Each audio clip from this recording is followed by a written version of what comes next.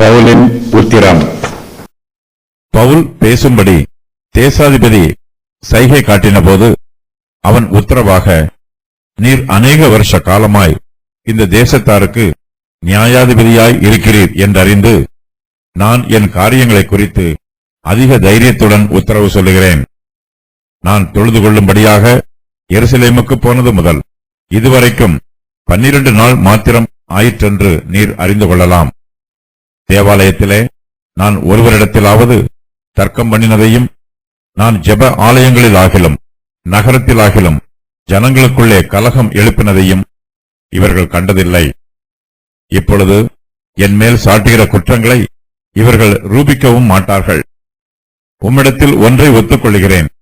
அதென்னவென்றால், இவர்கள் மதபேதம் என்று சொல்லுகிற மார்க்கத்தின்படியே எங்கள் முன்னோர்களின் தேவனுக்கு ஆராதனை செய்து நியாய பிரமாணத்திலேயும் தீர்க்கதரிசிகள் புஸ்தகங்களிலேயும் எழுதியிருக்கிற எல்லாவற்றையும் நான் விசுவாசித்து நீதிமான்களும் அந்நீதிமான்களுமாகிய மரித்தோர் உயிர்த்தெழுந்திருப்பது உண்டென்று இவர்கள் தேவனிடத்தில் நம்பிக்கை கொண்டிருக்கிறது போல நானும் நம்பிக்கை கொண்டிருக்கிறேன். இதனால் நான் தேவனுக்கும் மனுஷருக்கும் முன்பாக எப்பொழுதும் குற்றமற்ற மனச்சாட்சியை உடையவனாய் இருக்க பிரயாசப்படுகிறேன். அநேக வருஷங்களுக்கு பின்பு நான் என் ஜனத்தாருக்கு தர்ம பணத்தை ஒப்புவிக்கவும் காணிக்கைகளை செலுத்தவும் வந்தேன். அப்பொழுது கூட்டமில்லாமலும் அமளி இல்லாமலும் தேவாலயத்திலே சுத்திகரித்துக் கொண்டவனாய் இருக்கையில் ஆசியா நாட்டாரான சில யூதர்கள் என்னை கண்டார்கள். அவர்களுக்கு என் பேரில் விரோதமான காரியம் ஏதாகிலும் உண்டாயிருந்தால் அவர்களே இங்கே வந்து உமக்கு முன்பாக குற்றம் சாட்ட வேண்டும். நான் ஆலோசனை சங்கத்தாருக்கு முன்பாக நின்றபோது அவர்கள் யாதொரு அநியாயத்தை என்னிடத்தில் கண்டதுண்டானால் இவர்களே அதை சொல்லட்டும். நான் அவர்களுக்குள்ளே நின்றபோது மரித்தோர் உயிர்த்தெழுந்திருப்பதை குறித்து இன்று உங்களாலே நியாயம் தீர்க்கப்படுகிறேன் என்று நான் சொன்ன ஒரு சொல்லின் நிமித்தமே அன்றி வேறொன்றின் நிமித்தமும் குற்றம் காணப்படவில்லை என்றான். தைரியத்துடன் உத்தரவு சொல்லுகிறேன். பவுல் பேசும்படி தேசாதிபதி சைகை காட்டினபோது அவன் உத்தரவாக, நீர் அநேக வருஷ காலமாய் இந்த தேசத்தாருக்கு நியாயாதிபதியாய் இருக்கிறீர் என்று அறிந்து நான் என் காரியங்களை குறித்து அதிக தைரியத்துடன் உத்தரவு சொல்லுகிறேன். பவுலுக்கு தன்னுடைய நியாயத்தை எடுத்துச் சொல்லுகிற வாய்ப்பு கொடுக்கப்படுகிறது. நாம் ராஜாக்களுக்கு முன்பாகவும் பெரிய அதிகாரிகளுக்கு முன்பாகவும் நிற்கும்போது எதை பேசுவது என்று கலங்க வேண்டியதில்லை. ஏனெனில் நாம் பேச வேண்டிய வார்த்தைகளை தேவன் தாமே நமக்கு அந்த வேளையில் கொடுப்பார். பவுல் பேசும்படி தேசாதிபதி சைகை காட்டுகிறான். உடனே பவுல் தேவன் தனக்கு கொடுக்கிற வார்த்தைகளை உத்தரவாக பேசுகிறார். தெர்த்துல்லு தேசாதிபதியிடம் பேசின போது அவன் பவுலை தூஷணமாக பேசினான். தன்னுடைய சாதுரிய ஞானத்தை பயன்படுத்தி பவுல் மீது பொய்யான குற்றச்சாட்டுக்களை எல்லாம் கூறினான். ஆனால் பவுலோ தனக்கு பேச உத்தரவு கிடைத்த போது தெர்த்துல்லுவை பற்றி ஒரு வார்த்தையும் சொல்லவில்லை. தன்னுடைய காரியத்தை மாத்திரமே பவுல் எடுத்து பேசுகிறார். தெர்த்துல்லு பேசும்போது அவன் பேசியது அனைத்தையும் பவுல் அமைதியாக கேட்டுக்கொண்டிருந்தார். தனக்கும் பேசுவதற்கு அனுமதி கிடைக்கும் என்று பொறுமையோடு காத்துக் கொண்டிருந்தார். அவர் எதிர்பார்த்த அனுமதி பவுலுக்கு கிடைக்கிறது. பவுல் பேசும்படி தேசாதிபதி சைகை காண்பிக்கிறான். தனக்கு விரோதமாக ஆலோசனை சங்கத்தார் தேசாதிபதியிடம் பிராது பண்ணி இருக்கிறார்கள். தான் பேசுவதற்கு வாய்ப்பு கிடைத்த போது தனக்கு எதிராக பிராது பண்ணியவர்களை பற்றியோ தெர்த்துல்லுவை பற்றியோ பவுல் ஒன்றும் சொல்லவில்லை. பவுல் தேசாதிபதியிடம் பேசும்போது அவருக்கு மிகுந்த மரியாதையை கொடுக்கிறார். தெர்த்துல்லு தேசாதிபதியை புகழ்ந்த போது அநேக புகழ்ச்சியான வார்த்தைகளை பேசினான். ஆனால் பவுல் அப்படிப்பட்ட பொய்யான வார்த்தைகள் எதையும் பேசவில்லை. பவுல் அதிக தைரியத்துடன் உத்தரவு சொல்லுகிறார். வழக்கை நியாயமாக விசாரிப்பான் என்றும் அவரிடத்திலிருந்து நீதி கிடைக்கும் என்றும் எதிர்பார்த்து பவுல் தன்னுடைய காரியங்களை எடுத்துச் சொல்லுகிறார். பவுல் தன்னை பற்றி அறிந்து வைத்திருக்கிறார். உண்மை சம்பவத்தை மாத்திரமே பேசுகிறார். ஆகையினால் பவுலின் வார்த்தையில் தடுமாற்றம் காணப்படவில்லை. மிகுந்த உற்சாகமாகவும் தைரியமாகவும் பேசுகிறார். ஆலோசனை சங்கத்தாரை போல ஏராளமான நியாயாதிபதிகள் இப்போது பவுலை விசாரிக்கவில்லை. தேசாதிபதி மாத்திரமே பவுலை விசாரிக்கிறான். ஆகையினால் தன்னை பற்றி பேசுவதற்கு பவுலுக்கு மிகுந்த தைரியம் உண்டாயிற்று. பேலிக்ஸ் அநேக வருஷமாய் இந்த தேசத்தாருக்கு நியாயாதிபதியாய் இருக்கிறான் என்பதை பவுல் அறிந்திருக்கிறார். பவுல் சொன்ன வார்த்தை மெய்யானதுதான். இதுவரையிலும் பவுலுக்கு விரோதமாக தேசாதிபதியினிடத்தில் எந்த பிராதும் சமர்ப்பிக்கப்படவில்லை. இப்போதுதான் முதல் முறையாக விசாரணைக்கு வந்திருக்கிறார். இது தேசாதிபதிக்கும் தெரியும். தேசாதிபதி அநேக வருஷமாய் நியாயாதிபதியாய் இருப்பதினால் பவுல் இதற்கு முன்பு நியாயம் விசாரிக்கப்பட்டதில்லை என்பதை அவனுக்கு எடுத்துச் சொல்ல வேண்டியதில்லை. யூதர்கள் பவுலை பற்றி சொல்லும் போது இந்த மனுஷன் கொள்ளை நோயாகவும் பூச்சக்கரத்தில் உள்ள சகல யூதர்களுக்குள்ளும் கலகம் எழுப்புகிறவனாகவும் இருக்கிறான் என்று பவுலுக்கு விரோதமாக பிராது பண்ணுகிறார்கள். பேலிக்ஸுக்கு யூதேயா தேசத்தை பற்றி நன்றாக தெரியும். செலோத்தியர்கள் எண்ணப்பட்ட யூத மார்க்கத்து தீவிரவாதிகள் ரோம பேரரசுக்கு எதிராக அடிக்கடி கலகம் பண்ணுவது வழக்கம். பவுல் அந்த கூட்டத்தோடு ஒருபோதும் தன்னை இணைத்துக் கொண்டதில்லை. அந்த கூட்டத்தை சேர்ந்தவர்கள்தான் தேசத்தில் கலகம் பண்ணுகிறவர்கள். அவர்கள் கலகம் பண்ணுகிற போதெல்லாம் சேனாபதி அவர்களை தேசாதிபதிக்கு முன்பாக அழைத்து வந்து விசாரிப்பார்கள். பேலிக்ஸ் பல சமயங்களில் இப்படிப்பட்ட வழக்குகளை விசாரித்திருக்கிறான். அந்த வழக்குகள் எதிலும் தேசாதிபதி பவுலை பார்க்கவில்லை. கலகத்தை பற்றி விசாரிக்கப்படும் போது யூதருடைய ஆலோசனை சங்கத்தாரும் தேசாதிபதிக்கு முன்பாக விசாரிக்கப்பட்டிருக்கிறார்கள். ஆகையினால் தேசாதிபதிக்கு பவுலை பற்றி தெரியாவிட்டாலும் அவன் மீது குற்றம் சுமத்துகிற ஆலோசனை சங்கத்தாரை பற்றி நன்றாக தெரியும். ஏனெனில் தேசாதிபதி அநேக வருஷ காலமாய் இந்த தேசத்தாருக்கு நியாயாதிபதியாய் இருக்கிறான். இதை பவுல் அறிந்து தன்னுடைய காரியங்களை அதிக தைரியத்துடன் உத்தரவு சொல்லுகிறார். பவுல் உத்தரவு சொன்னதை 3 பிரிவாக பிரிக்கலாம். அவையாவன: அறிமுகம். பேலிக்ஸ் பல வருஷங்களாக நியாயாதிபதியாக இருந்திருக்கிறார். ஆகையினால் அவருக்கு இந்த வழக்கை விசாரிப்பதற்கு எல்லா தகுதிகளும் உள்ளது. தன் மீது கூறப்பட்டிருக்கும் குற்றச்சாட்டுகளுக்கு பவுல் கூறிய மறுப்புரை. பவுலின் மீது தெர்த்துல்லு 4 குற்றச்சாட்டுக்களை கூறினான். அவற்றை பவுல் இவ்வாறு மறுத்து கூறுகிறார்: தான் ஒரு கொள்ளை நோய் அல்ல, தேவனை உண்மையாகவே தொழுது கொள்ளுகிறவன், தேவாலயத்தை தீட்டுப்படுத்துகிறவன் அல்ல, எந்த இடத்திலும் யூதர்களுக்குள்ளே நான் கலகத்தை எழுப்பவில்லை, எந்த பிரமாணத்தையும் நான் மீறியதாக அவர்களால் நிரூபிக்க முடியாது. பவுலின் வாக்குறுதி. பவுல் தன்னுடைய விவாதத்தில் தன்னை பற்றி 12 காரியங்களை கூறுகிறார். யூதர்கள் என்னை மார்க்கபேதம் பண்ணுகிறவன் என்று கூறுகிறார்கள். நான் தேவனை உண்மையாகவே தொழுது கொள்ளுகிறவன். நியாய பிரமாணத்திலும் தீர்க்கதரிசிகள் புஸ்தகங்களிலும் எழுதியிருக்கிற எல்லாவற்றையும் நான் விசுவாசிக்கிறேன். நான் தேவனிடத்தில் நம்பிக்கை வைத்திருக்கிறேன். நீதிமான்களும் அநீதிமான்களுமாகிய மரித்தோர் உயிர்த்தெழுந்திருப்பது உண்டு என்று நான் நம்பிக்கை கொண்டிருக்கிறேன். நான் தேவனுக்கும் மனுஷருக்கும் முன்பாக எப்பொழுதும் குற்றமற்ற மனச்சாட்சியை உடையவனாய் இருக்க பிரயாசப்படுகிறேன். நான் என் ஜனத்தாருக்கு தர்ம பணத்தை ஒப்புவிக்கவும் காணிக்கைகளை செலுத்தவும் வந்தேன். மோசேயின் பிரமாணத்தின் பிரகாரமாக நான் தேவாலயத்திலே சுத்திகரித்துக் கொண்டது தவறு என்று என்னை பிடித்திருக்கிறார்கள்.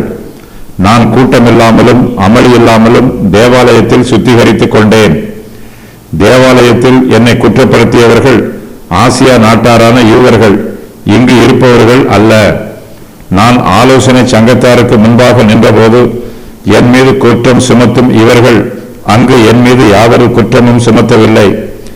மரித்தோர் உயிர்த்தெழுந்திருப்பார்கள் என்று நான் விசுவாசிக்கிறேன் என்பதை அறிக்கையிட்டேன். இது மட்டுமே ஆலோசனை சங்கத்தில் அவர்கள் என்னிடத்தில் கண்ட ஒரே குற்றமாகும். பேலிக்ஸ் கிபி 52ஆம் ஆண்டில் இருந்து 7 வருஷமாக தேசாதிபதியாக இருக்கிறார். பொதுவாக தேசங்களின் தேசாதிபதிகள் அடிக்கடி மாற்றப்படுவார்கள். அப்பேற்பட்ட சூழ்நிலையில் பேலிக்ஸ் 7 வருஷமாக தேசாதிபதியாக இருந்து நியாயம் விசாரிப்பது நீண்ட காலம்தான். இவர்கள் கண்டதில்லை.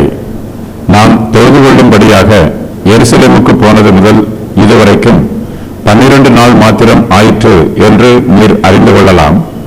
தேவாலயத்திலே நான் ஒருவரிடத்திலாவது தர்க்கம் பண்ணினதையும், நான் ஜெப ஆலயங்களிலாகிலும் நகரத்திலாகிலும் ஜனங்களுக்குள்ளே கலகம் எழுப்பினதையும் இவர்கள் கண்டதில்லை.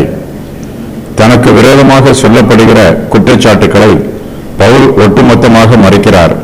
அந்த குற்றச்சாட்டுக்களுக்கு அடிப்படை ஆதாரம் எதுவும் இல்லை என்று விவாதம் பண்ணுகிறார். தான் ஒருபோதும் தேவாலயத்தை தீட்டுப்படுத்தியது இல்லை என்றும் யூதர்களுக்குள் கலகம் எழுப்பியது இல்லை என்றும் தன்னை பற்றி விவரமாக சொல்லுகிறார். ஆலோசனை சங்கத்தார் பவுல் மீது இப்படிப்பட்ட குற்றச்சாட்டுகளைத்தான் கூறியிருக்கிறார்கள். தேவாலயம் சம்பந்தமான வழக்குகளையோ யூத மார்க்கத்து சம்பந்தமான வழக்குகளையோ எப்படி முறைப்படி விசாரிப்பது என்று தேசாதிபதிகளுக்கு தெரியாது. யூத மார்க்கத்தில் அவர்களுக்கு பழக்கமும் இல்லை. ஆலோசனை சங்கத்தார் தன் மீது கூறுகிற குற்றச்சாட்டில் உண்மை எதுவும் இல்லை என்று பவுல் உத்தரவு சொல்லுகிறார். தேசாதிபதிக்கு யூத மார்க்கத்தை பற்றி தெரியாதிருந்தாலும் தன்னிடத்தில் ஒரு குற்றமும் இல்லை என்பதை நிரூபிப்பதற்காக பவுல் நடந்த காரியங்களை பேலிக்ஸிற்கு விவரமாக அறிவிக்கிறார். இவருடைய உத்தரவுகளை கேட்டு பேலிக்ஸ் பவுலுக்கு விரோதமாக சொல்லப்பட்டிருக்கிற குற்றச்சாட்டுக்களை அறிந்து கொள்ளக்கூடும். பவுல் எருசலேமுக்கு தேவனை ஆராதிப்பதற்காக போனார். சமாதானத்தோடும் பரிசுத்தத்தோடும் எருசலேமுக்கு போனார். யூதர்களோடு ஐக்கியமாக இருக்க வேண்டும் என்ற விருப்பத்தோடு தான் பவுல் எருசலேமுக்கு போனார். அவர்களுக்குள்ளே கலகம் எழுப்புகிற நோக்கம் எதுவும் பவுலிடத்தில் இல்லை. பவுல் இப்போது தேசாதிபதிக்கு முன்பாக நிற்கிறார். அவர் எருசலேமுக்கு போனது முதல் இதுவரைக்கும் 12 நாள் ஆயிற்று. 6 நாட்களாக கைதியாக கட்டப்பட்டிருக்கிறார். பவுல் எருசலேமில் விடுதலையாக இருந்த மிக குறுகிய காலத்தில் யூதர்களுக்குள்ளே கலகம் எழுப்புவதற்கு வாய்ப்பில்லை. ஆனால் ஆலோசனை சங்கத்தாரோ பவுல் ஒரு கலகக்காரன் என்றும் யூதர்களுக்குள்ளே கலகத்தை எழுப்புகிறவன் என்றும் அவர் மீது குற்றம் சுமத்துகிறார்கள். எருசலேமுக்கு போனது முதல் இதுவரைக்கும் 12 நாட்கள் மாத்திரமே ஆகி இருப்பதனால் அவர்கள் தன் மீது கூறுகிற குற்றச்சாட்டு உண்மையாய் இருப்பதற்கு சாத்தியமே இல்லை என்று பவுல் உத்தரவு சொல்லுகிறார்.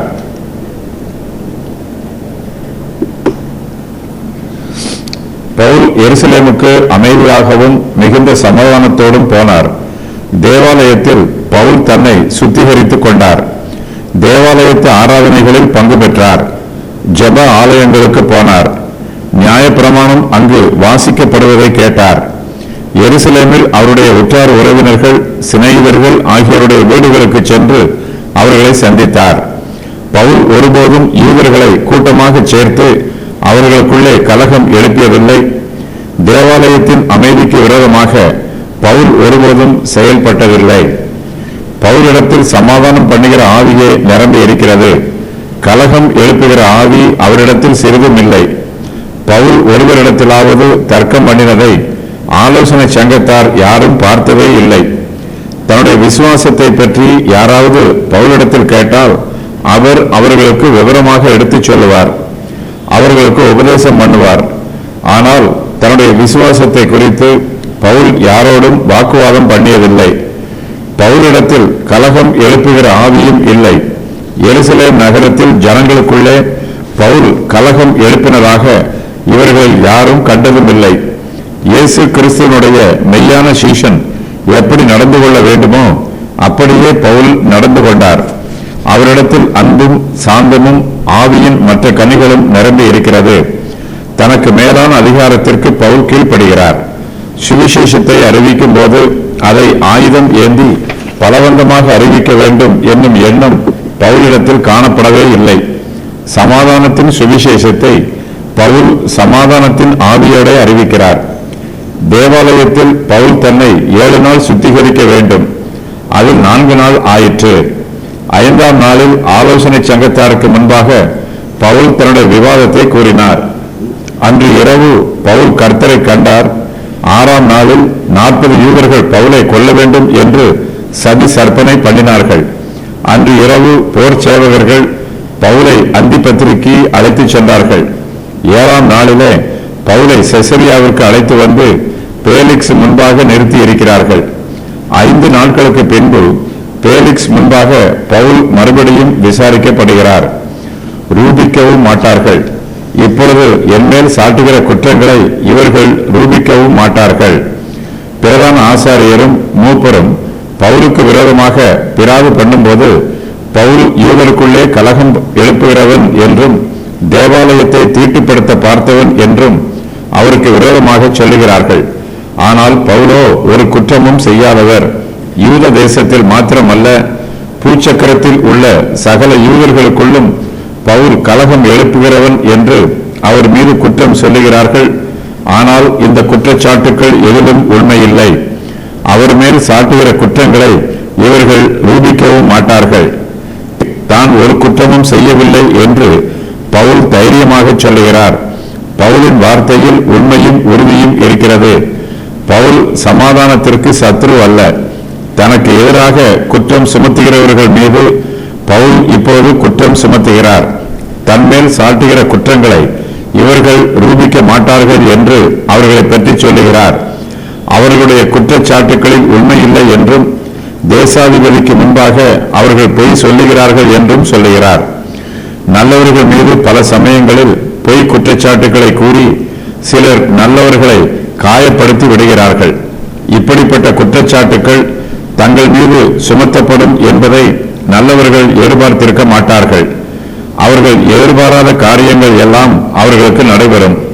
நல்லவர்கள் மீது குற்றம் சொல்லுகிறவர்களிடத்தில் உண்மை இருக்காது. அவர்கள் சொல்லுகிற குற்றச்சாட்டுக்களை அவர்களால் நிரூபிக்கவும் முடியாது. ஆனாலும் பொய்யான குற்றச்சாட்டுக்களை துணிகரமாக சொல்லுவார்கள். தன் மீது குற்றம் சாட்டுகிறவர்களை பற்றி பவுலுக்கு நன்றாக தெரிந்திருக்கிறது. அவர்கள் வார்த்தையில் சாதுரியமாக பேசக்கூடியவர்கள். உண்மை இல்லாமலேயே குற்றச்சாட்டுக்களை கூறுவார்கள். அவர்கள் தன்மேல் சாட்டுகிற குற்றச்சாட்டுக்களை அவர்களால் ரூபிக்க முடியாது என்று பவுல் அவர்களை பற்றி அறிந்து வைத்திருக்கிறார். அவர்கள் பவுலுக்கு அநீதி செய்கிறார்கள். தன் மீது தவறான குற்றச்சாட்டுக்களை கூறி தேசாதிபதியையும் தவறு செய்ய தூண்டுகிறார்கள். பவுல் தேசாதிபதியிடம் பேசும்போது நியாயாதிபதி இடத்தில் காணப்பட வேண்டிய நற்குணத்தை பற்றியும் எச்சரித்து சொல்லுகிறார். ஒரு குற்றம் பலமாய் ரூபிக்கப்பட்டால்தான் குற்றம் சுமத்தப்பட்டவனை குற்றவாளியாக தீர்க்க முடியும். அதன் பின்பே நியாயாதிபதி அவனுக்கு தண்டனை கொடுக்க முடியும். ஆனால் தன் மீது இவர்கள் சாட்டுகிற குற்றங்களை இவர்களால் நிரூபிக்க முடியாது என்று பவுல் தைரியமாக சொல்லுகிறார். நான் விசுவாசித்து உன்னிடத்தில் ஒன்றை ஒத்துக்கொள்கிறேன்.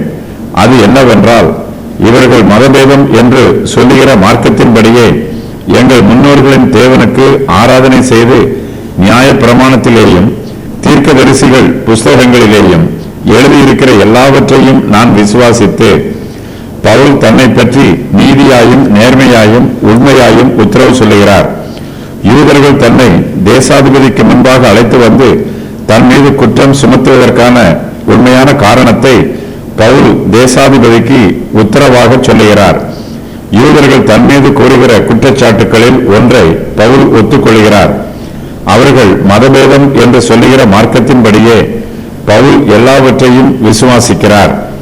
பவுல் மீது குற்றம் சுமத்துகிறவர்கள் அவருக்கு விரோதமாக கூடி வந்ததையும், தேவாலயத்திற்கு புறம்பே அவரை இழுத்துச் சென்று அடித்ததையும், அவர் மீது கொலை வெறியோடு இருந்ததையும் சேனாபதி நேரில் பார்த்தான். ஆனால் தேசாதிபதியோ இவற்றில் எதையும் பார்க்கவில்லை.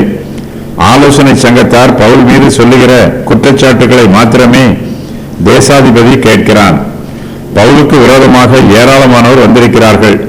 தெர்த்துல்லு பவுலுக்கு விரோதமாக பிராது பண்ணிய போது அவர்கள் எல்லாம் யதார்த்தம்தான் என்று சொன்னார்கள். பவுலுக்கு விரோதமாக கூக்குரலிட்டார்கள். இவை எல்லாவற்றையும் தேசாதிபதி பார்த்து கொண்டிருக்கிறான். ஆகையினால் பவுல் மெய்யாகவே குற்றவாளியாக இருப்பானோ என்னும் சந்தேகம் அவனுக்குள் வந்திருக்கலாம். அந்த சந்தேகத்தை நீக்கும் வண்ணமாக பவுல் தன்னை பற்றி சொல்லுகிறார். யூதர்கள் மதபேதம் என்று சொல்லுகிற மார்க்கத்தின்படியே தான் எல்லாவற்றையும் விசுவாசித்து அதில் நம்பிக்கை கொண்டிருப்பதாக பவுல் அறிவிக்கிறார். இந்த மார்க்கத்தின்படியே பவுலின் முன்னோர்கள் தேவனுக்கு ஆராதனை செய்தார்கள். நியாய பிரமாணத்திலேயும் தீர்க்கதரிசிகள் புஸ்தகங்களிலேயும் எழுதியிருக்கிற எல்லாவற்றையும் பவுல் விசுவாசிக்கிறார். தேவனை ஆராதிப்பது புதிய காரியமல்ல என்றும், இது ஒரு மதபேதம் அல்ல என்றும், தங்களுடைய முன்னோர்கள் தேவனுக்கு ஆராதனை செய்த பிரகாரமே தானும் தேவனுக்கு ஆராதனை செய்வதாகவும் பவுல் சொல்லுகிறார். நியாய பிரமாணத்திலும் தீர்க்கதரிசிகள் புஸ்தகங்களிலும் எழுதியிருக்கிற எல்லாவற்றையும் தங்கள் முன்னோர்கள் விசுவாசிக்கிற பிரகாரம் தானும் விசுவாசிப்பதாகவும் பவுல் சொல்லுகிறார். முன்னோர்கள் காலத்தில் இருந்து நீண்ட காலமாக நடைபெற்று வருகிற ஆராதனையை யூதர்கள் மதபேதம் என்று சொல்லுகிறார்கள். அந்த நல்ல ஆராதனைக்கு அவப்பெயர் கொடுக்கிறார்கள். நியாய பிரமாணத்திலும் தீர்க்கதரிசிகள் புஸ்தகங்களிலும் எழுதியிருக்கிறதை முன்னோர்கள் விசுவாசித்தார்கள். இப்போது அதை பவுலும் விசுவாசிக்கிறார். ஆகையினால் இது மதபேதம் ஆகாது என்றும் இது மெய்யான ஆராதனை என்றும் பவுல் உத்தரவு சொல்லுகிறார். யூதர்கள் பவுலை மதபேதத்திற்கு முதலாளியாய் இருக்கிறான் என்று சொல்லி அவர் மீது குற்றம் சாட்டுகிறார்கள். தன்னுடைய விசுவாசம் மதபேதம் அல்ல என்றும் தங்களுடைய முன்னோர்கள் விசுவாசித்தது போலவே தானும் விசுவாசிப்பதாகவும் பவுல் தேசாதிபதியிடம் விவரித்து சொல்லுகிறார்.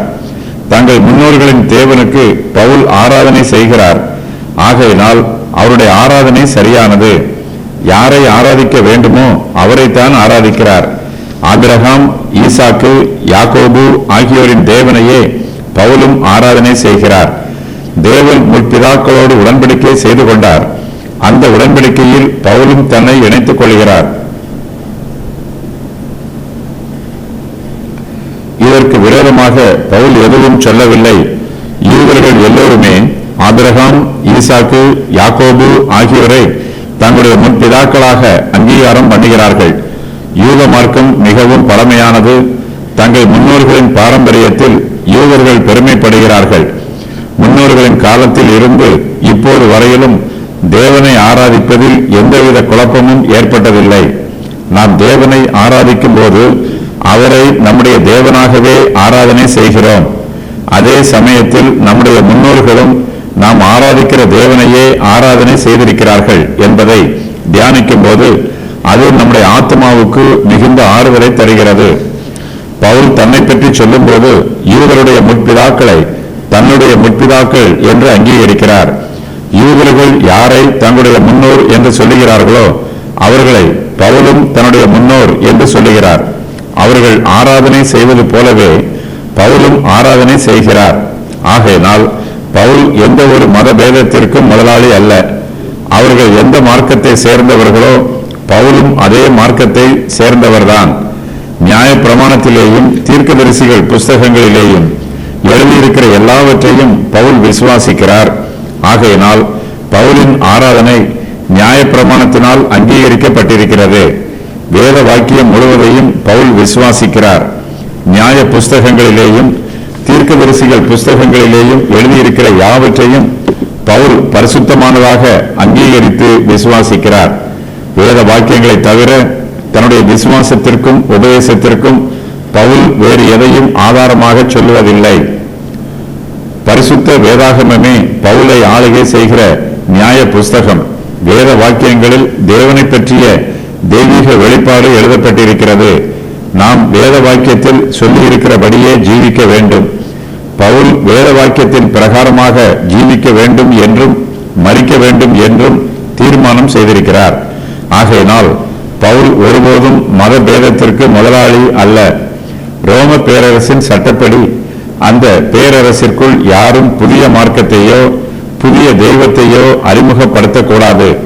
ஆகையினால் பவுல் கர்த்தரை பற்றி கூறும்போது எங்கள் முன்னோர்களின் தேவன் என்று கூறுகிறார். தன் மீது புதிய குற்றம் எதுவும் சுமத்தி விடாதவாறு பவுல் மிகுந்த எச்சரிக்கையோடு இவ்வாறு கூறுகிறார். நம்பிக்கை கொண்டிருக்கிறேன், நீதிமான்களும் அநீதிமான்களும் ஆகிய மரித்தோர் உயிர்த்தெழுந்திருப்பது உண்டு என்று இவர்கள் தேவனிடத்தில் நம்பிக்கை கொண்டிருக்கிறது போல நானும் நம்பிக்கை கொண்டிருக்கிறேன்.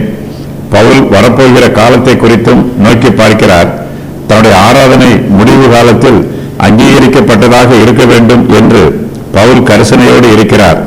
மத பேதத்தை பின்பற்றுகிறவர்கள், இப்பிரபஞ்சத்தின் மீது ஆசைப்படுகிறவர்கள் இவ்வுலக ஜீவியத்தை இன்பமாய் அனுபவிக்க வேண்டும் என்பதற்காக ஒரு சிலர் வேதத்தை புரட்டுகிறார்கள். ஆனால் பவுலுக்கோ இப்பிரபஞ்சத்தின் மீது ஆசை எதுவும் இல்லை. வேத வாக்கியத்தை விசுவாசித்து நித்திய ஜீவனை பெற்றுக்கொண்டு பரலோகத்திற்கு போக வேண்டும் என்பதே பவுலின் இலக்கு. தேவனிடத்தில் பவுல் நித்திய ஜீவனையும் பரலோக வாழ்வையும் தவிர வேறு எதையும் எதிர்பார்க்கவில்லை. பவுல் தேவனிடத்தில் நம்பிக்கை கொண்டிருக்கிறார். அவர் இப்பிரபஞ்சத்தினிடத்தில் நம்பிக்கை கொண்டிருக்கவில்லை. தேவன் மீதும் அவருடைய தெய்வீக வல்லமையின் மீதும் பவுல் நம்பி சார்ந்திருக்கிறார். மரித்தோர் உயிர்த்தெழுந்திருப்பது உண்டு என்று பவுல் தேவனிடத்தில் நம்பிக்கை கொண்டிருக்கிறார். மரித்தோர் எல்லோருமே உயிர்த்தெழுவார்கள். இந்த உலகம் சிருஷ்டிக்கப்பட்ட காலத்தில் இருந்து இந்த உலகத்தின் முடிவு காலம் வரையிலும் மரித்தோர் எல்லோருமே உயிர்த்தெழுந்திருப்பார்கள். நாம் மரித்த பின்பும் நாம் ஜீவிப்பதற்கு நமக்கு ஒரு ஜீவன் உண்டு. இந்த பிரபஞ்சத்தின் ஜீவன் நமக்கு முடிவு பெறும் போது நாம் மறு ஜீவனுக்குள் பிரவேசிப்போம். மறுஜீவன் இருப்பது போலவே மறு உலகமும் இருக்கிறது. நீதிமான்களும் அநீதிமான்களுமாகிய மரித்தோர் உயிர்த்தெழுந்திருப்பார்கள். நன்மை செய்தவர்கள் நித்திய ஜீவனை பெற்றுக்கொள்ளும் வண்ணமாக உயிர்த்தெழுவார்கள். தீமை செய்தவர்கள் நித்திய ஆக்கினையை பெற்றுக்கொள்ளும் வண்ணமாக உயிர்த்தெழுவார்கள். மரித்தோர் உயிர்த்தெழுந்த பின்பு இறுதி நியாய தீர்ப்பு உண்டாகும். நீதிமான்கள் உயிர்த்தெழுந்து இயேசு கிறிஸ்துவோடு நித்திய காலமாய் ஜீவிப்பார்கள். அநீதிமான்களோ உயிர்த்தெழுந்து தேவனுடைய ஆக்கினை தீர்ப்பை பெற்றுக் கொள்வார்கள். தேவன் அநீதிமான்களுக்கு அவர்களுடைய நியாயாதிபதியாக இருப்பார். மரித்தோரின் உயிர்த்தெழுதலுக்கு நாம் தேவனிடத்தில் நம்பிக்கை கொண்டிருக்க வேண்டும். மரித்தோர் உயிர்த்தெழுந்திருப்பது உண்டு என்று யூதர்கள் தேவனிடத்தில் நம்பிக்கை கொண்டிருக்கிறார்கள். அவர்களைப் போலவே பவுலும் தேவனிடத்தில் நம்பிக்கை கொண்டிருக்கிறார். தேவனுடைய சர்வ வல்லமையினால் மரித்தோரின் உயிர்த்தெழுதல் நடைபெறும். மரித்தோரின் உயிர்த்தெழுதல் நம்முடைய விசுவாச அறிக்கையின் அஸ்திபாரமாக இருக்கிறது. யூதர்களும் மரித்தோரின் உயிர்த்தெழுதலை நம்புகிறார்கள். மரித்தோர் உயிர்த்தெழுந்திருப்பது உண்டு என்று யூதர்கள் நம்புவது சுவிசேஷத்தில் தெளிவாய் வெளிப்படுத்தப்பட்டிருக்கிறது. நாம் தேவனை ஆராதிக்கும் போது மரித்தோர் உயிர்த்தெழுந்திருப்பது உண்டு என்னும் நிச்சயத்தோடு ஆராதிக்க வேண்டும். இந்த விசுவாசத்தோடும் எதிர்பார்ப்போடும் ஜீவிக்கும் போது நம்முடைய ஆவிக்குரிய ஜீவியம் சந்தோஷமும் சமாதானமும் நிறைந்ததாய் இருக்கும். குற்றமற்ற மனச்சாட்சி. இதனால் நான் தேவனுக்கும் மனுஷருக்கும் முன்பாக எப்பொழுதும் குற்றமற்ற மனச்சாட்சியை உடையவனாய் இருக்க பிரயாசப்படுகிறேன். பவுல் தேசாதிபதியிடம் தன்னுடைய விசுவாசத்தை தைரியமாய் அறிவிக்கிறார். மரித்தோர் உயிர்த்தெழுவது பற்றிய தன்னுடைய நம்பிக்கையை பற்றி சொல்லும் போது, இதனால் நான் தேவனுக்கும் மனுஷருக்கும் முன்பாக எப்பொழுதும் குற்றமற்ற மனச்சாட்சியை உடையவனாய் இருக்க பிரயாசப்படுகிறேன் என்று விசுவாசத்தோடு சொல்லுகிறார். இதற்கு முன்பு ஆலோசனை சங்கத்தாருக்கு முன்பாக பவுல் விசாரிக்கப்படும் போது பவுல் ஆலோசனை சங்கத்தாரை உற்று பார்த்து, சகோதரரே, இந்நாள் வரைக்கும் எல்லா விஷயங்களிலும் நான் நல் மனச்சாட்சியோட தேவனுக்கு முன்பாக நடந்து வந்தேன் என்று சொன்னான். அப்போஸ்தலர் 23:1. தேவனுக்கு முன்பாக குற்றமற்ற நல் மனச்சாட்சியுடன் ஜீவிக்க வேண்டும் என்பது பவுலின் வாஞ்சையும் நோக்கமுமாய் இருக்கிறது. பவுலின் மனச்சாட்சி யாரையும் குற்றப்படுத்தவில்லை. அவருடைய மனச்சாட்சி அவருக்கு தவறான காரியத்தை சொல்லிக் கொடுக்கவும் இல்லை. பவுலின் மனச்சாட்சி அவரை தவறான பாதையில் வழிநடத்தவும் இல்லை. பவுலின் மனச்சாட்சி பிறரை குற்றப்படுத்தவில்லை. பவுலின் மனச்சாட்சி நல் மனச்சாட்சியாய் இருக்கிறது. அதே வேளையில் அவருடைய மனச்சாட்சியை வேறு யாரும் குற்றப்படுத்தவும் முடியாது. ஏனெனில் அவர் தேவனுக்கு முன்பாக எப்பொழுதும் குற்றமற்ற மனச்சாட்சியை உடையவராக இருக்கவே பிரயாசப்படுகிறார். ஆகையினால் தன்னுடைய சொந்த மனச்சாட்சிக்கு பிரியமாய் நடந்து கொள்ள பவுல் பிரயாசப்படுகிறார். தன்னுடைய மனச்சாட்சியை தான் குற்றப்படுத்தி விடாதவாறு மிகுந்த எச்சரிப்போடு இருக்கிறார். மற்றவர்களுடைய மனச்சாட்சியை தான் குற்றப்படுத்தாதது போல தன்னுடைய மனச்சாட்சியையும் தானோ அல்லது மற்ற வேறு யாரோ குற்றப்படுத்தி விடாதவாறு மிகவும் எச்சரிப்போடு இருக்கிறார். பவுல் தேவனுக்கும் மனுஷருக்கும் முன்பாக எப்பொழுதும் குற்றமற்ற மனச்சாட்சியை உடையவனாய் இருக்க பிரயாசப்படுகிறார். பிரயாசப்படுதல் என்னும் வார்த்தைக்கு எப்போதும் இடைவிடாமல் தொடர்ந்து முயற்சி பண்ணுதல் என்பது பொருளாகும். பவுல் ஒருபோதும் தான் பூரணம் அடைந்து விட்டதாக சொல்வதில்லை. பூரணம் அடைவதற்கு அவர் முயற்சி செய்து கொண்டிருக்கிறார். குற்றமற்ற மனச்சாட்சியை தான் உடையவனாக இருப்பதாக பவுல் சொல்லவில்லை. குற்றமற்ற மனச்சாட்சியை உடையவனாய் இருக்க தான் எப்பொழுதும் பிரயாசப்படுகிறதாக சொல்லுகிறார். பல சமயங்களில் பவுல் தான் விரும்புகிற நன்மையை செய்யாமல் விரும்பாத தீமையை செய்துவிடுகிறார். பவுல் தவறு செய்யும் போது அது தவறு என்பது அவருடைய மனச்சாட்சிக்கு தெரிகிறது. அப்போது தன்னுடைய மனச்சாட்சி அவரை குற்றப்படுத்துகிறது. ஆனாலும் அவர் தன்னை குற்றப்படுத்துகிற மனச்சாட்சியோடு ஜீவிக்க விரும்பவில்லை. குற்றமற்ற மனச்சாட்சியை உடையவனாய் இருக்கவே பிரயாசப்படுகிறார். நாமும் குற்றமற்ற மனச்சாட்சியை உடையவர்களாக இருக்க பிரயாசப்பட வேண்டும். பவுல் ஏதாவது ஒரு காரியத்தில் எப்போதாவது குற்றமற்ற மனச்சாட்சியை உடையவனாக இருந்தால் போதும் என்று நினைக்கவில்லை. தேவனுக்கும் மனுஷருக்கும் முன்பாக எப்பொழுதும் எல்லா விஷயத்திலும் குற்றமற்ற மனச்சாட்சியை உடையவனாய் இருக்க பிரயாசப்படுகிறார். தேவனுடைய பிரமாணத்தை அவர் மீறி விடுவாரோ என்னும் பயமும் அக்கறையும் பவுலிடத்தில் எப்பொழுதும் காணப்படுகிறது. தேவனிடத்தில் அன்பு கூறுகிற பிரமாணத்தையோ அல்லது மனுஷரிடத்தில் அன்பு கூறுகிற பிரமாணத்தையோ அவர் மீறி விடுவாரோ என்னும் பயத்தோடும் எச்சரிப்போடும் ஜீவிக்கிறார். நம்முடைய வார்த்தையும் செய்கையும் சுத்தமாய் இருக்க வேண்டும். தேவனுக்கு விரோதமாகவோ அல்லது மனுஷருக்கு விரோதமாகவோ நாம் எதுவும் பேசி விடாதவாறும் எதுவும் செய்து விடாதவாறும் மிகுந்த எச்சரிப்போடு இருக்க வேண்டும். பவுல் தன்னுடைய குற்றமற்ற மனச்சாட்சியை பற்றி சொல்லும் போது இதனால் என்னும் வார்த்தையை பயன்படுத்துகிறார். இதனால் என்னும் வார்த்தைக்கு மரித்தோரின் உயிர்த்தெழுதல் என்பது பொருளாகும். மரித்தோர் உயிர்த்தெழுவதை பவுல் நம்புகிறார். தன்னுடைய ஜீவியத்தில் தான் மரிக்கும் போது தானும் உயிர்த்தெழுவேன் என்று எதிர்பார்ப்போடு ஜீவிக்கிறார். மரித்தோரின் உயிர்த்தெழுதல் உண்டு என்று பவுல் நம்பிக்கை கொண்டிருப்பதினால் அவர் தேவனுக்கும் மனுஷருக்கும் முன்பாக எப்பொழுதும் குற்றமற்ற மனச்சாட்சியை உடையவனாய் இருக்க பிரயாசப்படுகிறார். குற்றமற்ற மனச்சாட்சியை உடையவனாய் இருக்க பிரயாசப்படுகிறேன் என்று பவுல் தன்னை பற்றி சொல்லுகிறார். பிரயாசப்படுதல் என்னும் வார்த்தைக்கு ஒரு கலையை கற்பது போன்று பிரயாசப்படுதல். மருத்துவத்துறையில் ஒரு நோயை குணப்படுத்துவதற்கு எடுத்துக்கொள்ளும் பிரயாசங்களை போன்று பிரயாசப்படுதல் என்று பொருள். சத்தியத்திற்கு விரோதமாக தன்னிடம் எந்த உபதேசமும் இல்லை. தேவனுக்கு விரோதமாக எந்த ஆராதனையும் தன்னிடத்தில் இல்லை. மனுஷனுக்கு விரோதமாக தன்னிடத்தில் எந்த கோபமோ கலகமோ துன்மார்க்கமோ இல்லை என்று பவுல் அறிவிக்கிறார். குற்றம் காணப்படவில்லை. பவுல் தன்னுடைய விசுவாசத்தை தேசாதிபதிக்கு முன்பாக அறிக்கை செய்கிறார். அதன் பின்பு தன்னுடைய காரியத்தை விரிவாக எடுத்துச் சொல்லுகிறார். மேலும் தனக்கு விரோதமாக பிராது பண்ணியவர்களின் தப்பிதங்களையும் சொல்லுகிறார். தன் மீது சாட்டப்பட்ட குற்றத்தை அவர்களால் ரூபிக்க முடியாது என்றும் உறுதியாக சொல்லுகிறார். பவுல் தேவாலயத்திற்கு போனார். தங்கள் தேசத்திற்கும் தேவாலயத்திற்கும் சத்ருவாக இருக்கிறவன் மீது பாய்வது போல யூதர்கள் பவுலின் மீது பாய்ந்து அவரை பிடித்தார்கள். யூத ஜனத்திற்கும் வேத பிரமாணத்திற்கும் பரிசுத்த ஆலயத்திற்கும் விரோதமாக எங்கும் எல்லோருக்கும் போதித்து வருகிறவன் இவன்தான் என்று யூதர்கள் பவுலை பற்றி சத்தமிட்டு சொன்னார்கள். யூத தேசத்திற்கு பவுல் சத்ருவாய் இருக்கிறான் என்று அவர் மீது குற்றம் சுமத்த முடியாது. ஏனெனில் அவர் அநேக வருஷங்களுக்கு பின்பு தன் ஜனத்தாருக்கு தர்ம பணத்தை ஒப்புவிக்கவும் காணிக்கைகளை செலுத்தவுமே எருசலேமுக்கு வந்தார். ஜனங்கள் மத்தியில் அமளி பண்ண வேண்டும் என்பது பவுலின் நோக்கம் அல்ல. அமளி பண்ணுவதற்கான காரியம் எதையும் பவுல் செய்யவில்லை. ஜனங்களுக்கு தேவையான எல்லா நல்ல உதவிகளையும் செய்வதற்கு பவுல் எப்போதுமே ஆயத்தமாக இருந்தார்.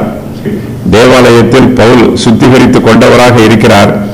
ஆனால் யூதர்களோ பவுல் தேவாலயத்தை தீட்டுப்படுத்த முயற்சிப்பதாக அவர் மீது குற்றம் சொல்லுகிறார்கள். பவுல் தேவாலயத்தில் தன்னை சுத்திகரித்துக் கொண்ட போது அங்கு கூட்டமோ அமளியோ இல்லை. அப்போது ஆசியா நாட்டாரான சில யூதர்கள் பவுலை தேவாலயத்தில் கண்டார்கள். ஆசியா நாட்டு யூதருக்கு குழப்பம் விளைவிக்க வேண்டும் என்னும் நோக்கம் எதுவும் இல்லை. பவுலுக்கு விரோதமாக ஜனங்களை கூட்ட வேண்டும் என்பதும் அவர்களுடைய நோக்கம் அல்ல. அவர்களுக்கு பவுல் பேரில் விரோதமான காரியம் ஏதாவது இருக்குமானால் அவர்களே இங்கு வந்து தேசாதிபதிக்கு முன்பாக குற்றம் சாட்ட வேண்டும் என்று பவுல் சொல்லுகிறார். ஆசியா நாட்டு யூதர்களையும் தேசாதிபதிக்கு முன்பாக விசாரிக்க வேண்டும், அப்போதுதான் உண்மை தெரியும் என்று பவுல் தன் பக்கத்தில் உள்ள நியாயத்தை எடுத்துச் சொல்லுகிறார். பவுல் ஆலோசனை சங்கத்தாருக்கு முன்பாக நிற்கிறார். அப்போது அவர்கள் பவுலிடத்தில் யாதொரு அநியாயத்தையும் காணவில்லை. மரித்தோர் உயிர்த்தெழுந்திருப்பதை குறித்து அவர்களுக்குள் வாக்குவாதம் உண்டாயிற்று. பரிசேயர் பவுலின் மீது ஒரு குற்றமும் காணவில்லை. சதுசேயர் மரித்தோரின் உயிர்த்தெழுதலை நம்புவதில்லை. அவர்கள் மாத்திரமே பவுலின் மீது குற்றம் சாட்டுகிறார்கள். சதுசேயரின் விசுவாசமும் பரிசேயரின் விசுவாசமும் மாறுபட்டிருக்கிறது.